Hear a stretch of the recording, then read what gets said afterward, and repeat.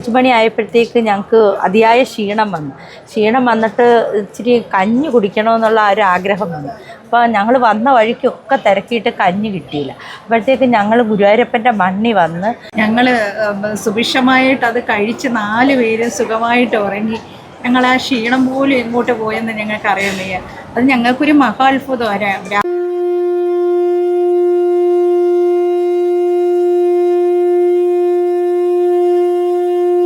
കൃഷ്ണ ഗുരുവായൂരപ്പ ശരണം.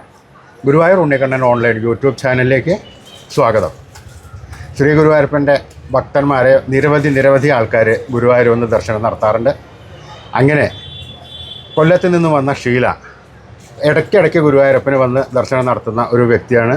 ആ ഷീലയ്ക്ക് പലതരത്തിലും പല വിധത്തിലും പല സമയത്തും ഭഗവാൻ ഒരു അനുഭവം കൊടുക്കാറുണ്ട്.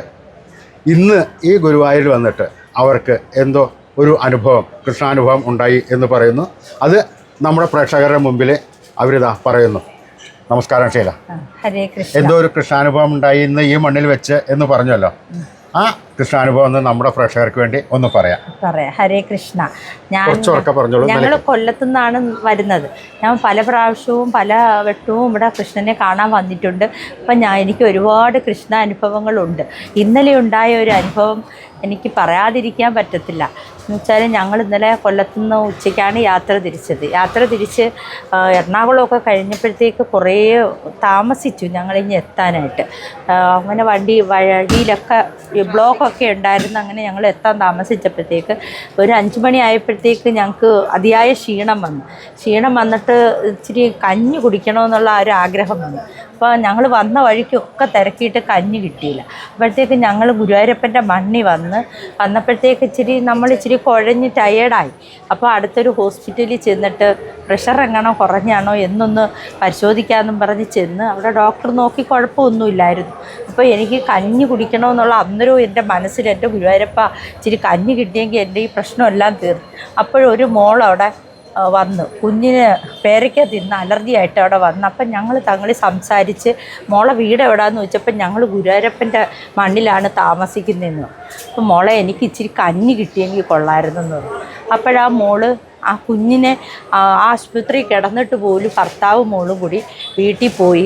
ഒരു അരമണിക്കൂറിനകം ഞങ്ങൾ 4 പേരുണ്ടായിരുന്നു.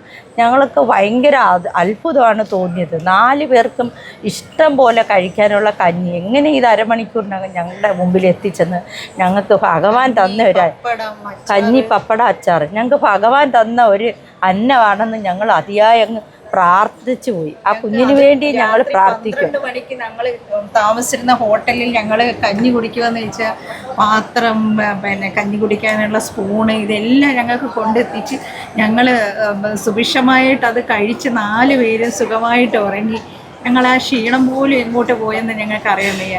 അത് ഞങ്ങൾക്കൊരു മഹാ അത്ഭുതമാണ്. രാത്രി 12 മണിക്ക് കഞ്ഞി കിട്ടുക എന്നുള്ളത് അത് ഞങ്ങൾക്കത് പറയാതിരിക്കാൻ പറ്റത്തില്ല. കൃഷ്ണൻ്റെ അനുഭവം ഞാനെന്നെങ്കിൽ പ്രാർത്ഥിച്ചായിരുന്നു ഇച്ചിരി കഞ്ഞി തരുമെന്ന്.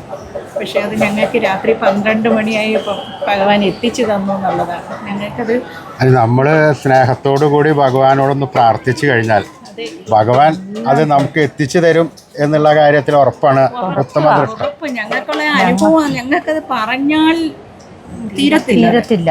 ആ കുടുംബത്തിനോട് ഞങ്ങൾക്ക് അതിയായ ആത്മാർത്ഥ സ്നേഹവും ഉണ്ട്, കടപ്പാടും. ഇന്ന് ഉച്ചയ്ക്കാണ് അവർ വന്ന് അവരുടെ പാത്രങ്ങളെല്ലാം കൊണ്ടുപോകുന്നത്.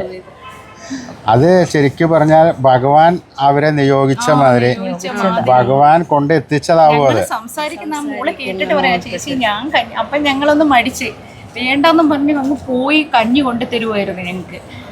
ഞങ്ങൾ പോലും പ്രതീക്ഷിച്ചില്ല മോള് കഞ്ഞിയായിട്ട് എത്തുമെന്ന്. അപ്പം ഞങ്ങളെ വിളിച്ചിരിക്കുന്നു, നിങ്ങൾ പോകരുതേ, ഞങ്ങൾ കൊണ്ടുതരാം, ഉറങ്ങരുതേ എന്ന് പറഞ്ഞു. അപ്പം ഞങ്ങൾക്ക് ഇന്നലെ ഇങ്ങൊന്നും ഭക്ഷണം കിട്ടിയതും ഇല്ലായിരുന്നില്ല.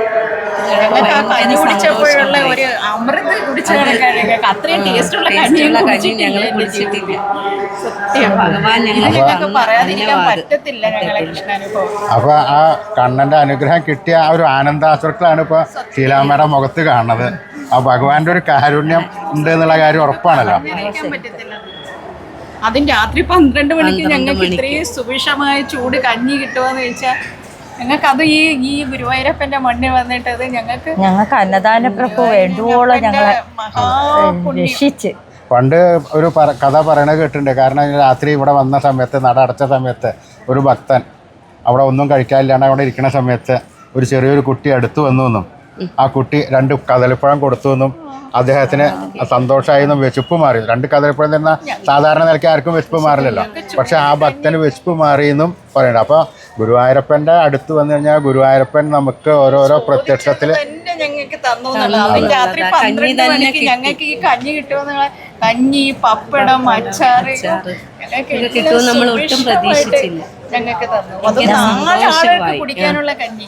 ഞങ്ങളുടെ ക്ഷീണം എങ്ങോട്ട് പോയെന്ന് അറിയാം. ഞങ്ങൾ തന്നെ അത്ഭുതപ്പെട്ടു. ഇത്രയും വലിയ പാത്രത്തിലൊക്കെ കഞ്ഞി കൊണ്ടുവന്നത് അരമണിക്കൂറിനാണ് കഞ്ഞി എത്തിയെന്നുള്ളതാ.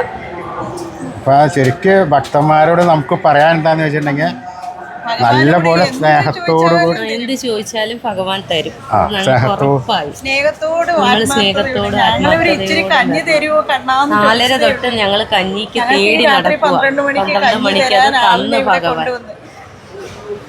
അപ്പോൾ ഈ പിന്നെ തിരുമേനിയെ കാണാനുള്ള ഭാഗ്യം ഞങ്ങളിവിടെ നിന്നപ്പോഴാണ് തിരുമേനിയെ കണ്ടത്. അതും ഭഗവാൻ കണ്ടുപോകിൽ എത്തിച്ചേർന്നാവും. നമ്മൾ വെളുപ്പിലെ തൊഴുവണമെന്ന് വിചാരിച്ചതാ. ഞങ്ങൾ ഉറങ്ങി ലേറ്റായി വന്നത് തിരുമേനിയെ കാണാൻ വേണ്ടി തന്നെ. അപ്പോൾ എല്ലാ ഭക്തന്മാരും ഒരു കാര്യം ആലോചിക്കുക. സ്നേഹത്തോടു കൂടി ഭഗവാനെ വിളിച്ചു കഴിഞ്ഞു കഴിഞ്ഞാൽ ഭഗവാൻ ഏതെങ്കിലും തരത്തിൽ നമ്മുടെ അടുത്ത് വരും. ചിലപ്പോൾ 4 കൈകളോടുള്ള ഭഗവാൻ ആവില്ല വരിക. ഏതെങ്കിലും ഒരു രൂപത്തിൽ ഭഗവാൻ നമ്മളെ വന്ന് സഹായിക്കും, സന്തോഷിപ്പിക്കും. അത് ഉറപ്പാണ്. അപ്പോൾ അതുകൊണ്ട് എല്ലാവരും സ്നേഹത്തോടു കൂടി ശ്രീ ഗുരുവായൂരപ്പനെ വിളിക്കുക. എല്ലാ ഭക്തന്മാർക്കും ഭഗവാന്റെ അനുഗ്രഹം ഉണ്ടാവും. ഹരേ ഗുരുവായൂരപ്പ ശരണം. നാരായണ നാരായണ നാരായണ.